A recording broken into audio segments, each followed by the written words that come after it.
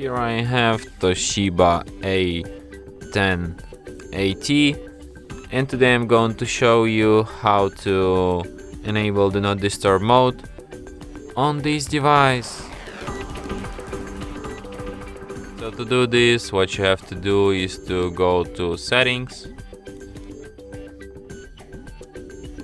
then go to Sound, Volumes, no. Okay, so basically you don't really have any kind of Do Not Disturb mode on this device, so you can just put it on silent like this, and you just disable all sounds, and you can imagine that you're in Do Not Disturb mode, nobody disturbs you.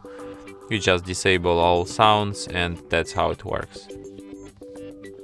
So yeah, and that's it. Thanks for watching. If you find this tutorial useful, don't forget to hit that like button and subscribe to our channel.